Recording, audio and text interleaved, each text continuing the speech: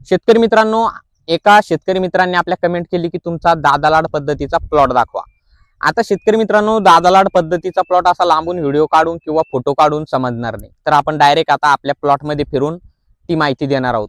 पण शेतकरी मित्रांनो, पारंपरिक पद्धतीमध्ये काय फरक पडतो आणि दादालाड पद्धतीमध्ये काय फरक पडतो त्याबद्दल आपण सविस्तर आज माहिती बघणार आहोत। व्हिडिओ शेवटपर्यंत नक्की बघा। आपल्या चॅनलला जर आपण शेतकरी महाराष्ट्राच्या या चॅनलला सबस्क्राइब केले नसेल तर आपण सबस्क्राइब बटन दाबून तेवढं शेतकरी महाराष्ट्र चॅनलला आपल्या सबस्क्राइब नक्की करा। शेतकरी मित्रांनो, पारंपरिक पद्धतीमध्ये ही जी कपाशी लागवड आहे, ही कपाशी लागवड सेम अंतरावर आपली आणि ही कपाशी लागवड आहे 3.25 बाय 1 किंवा 1.5 फुटावर। आता शेतकरी मित्रांनो, यामध्ये तुम्ही बघू शकता की किती जास्त प्रमाणात दाटी झालेली आहे। पट्टी पूर्णपणे मिळत आलेली आहे।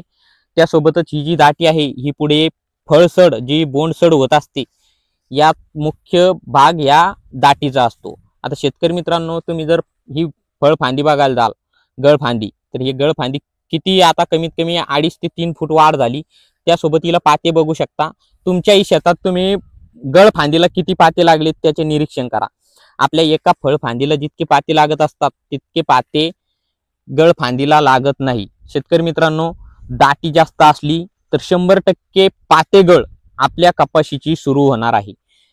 आता आपण बघूया आपल्या कपाशीमध्ये जाऊन की दादालाड पद्धतीच्या कपाशीमध्ये कसा आपल्याला प्लॉट बघायला मिळतो, पाते धारणा कशी बघायला मिळते।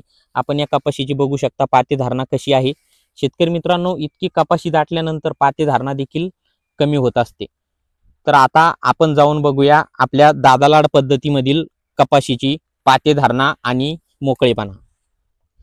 तर शेतकरी मित्रांनो, जी आपली दादालाड पद्धतीची कपाशी आहे तिचा व्हिडिओ आपण आता सुरू केलेला आहे। शेतकरी मित्रांनो, या व्हिडिओमध्ये तुम्ही बघू शकता की दादालाड पद्धतीची जी कपाशी आहे आणखी ही पट्टी मोकळी आहे।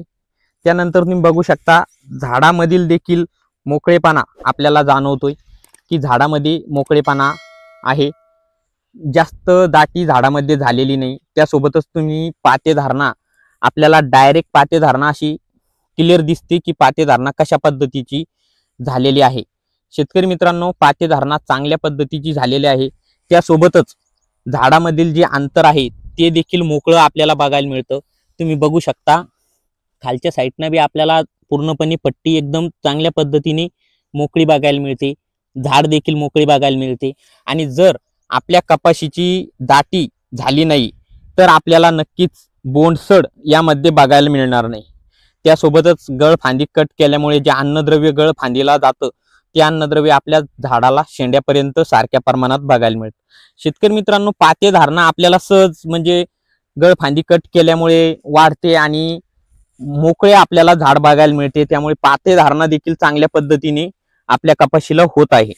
शेतकरी मित्रांनो, जर आपले झाड खालच्या साईडनं पूर्ण दाटले नाही, मोकळेपणा जर झाडामध्ये असेल तर नक्कीच आपल्याला बोंडसड बघायला मिळणार नाही। त्यासाठी शेतकरी मित्रांनो, गळफांदी कट करून आपण हे व्यवस्थापन करत आहोत। शेतकरी मित्रांनो, आता गळफांदीचा म्हणजे दादालाड पद्धतीचा जो प्लॉट दाखवण्याची शेतकऱ्यांनी मागणी केली। आता दादालाड पद्धतीचा प्लॉट मी फक्त तुम्हाला असं हिंडून फिरून झाडं किंवा तासा असंच दाखवू शकतो। नक्कीच आपण जर आपल्या शेतकरी महाराष्ट्राच्या या चॅनलला सबस्क्राइब केले नसेल तर आपण सबस्क्राइब नक्की करा। व्हिडिओ आवडला तर लाईक नक्की करा। धन्यवाद।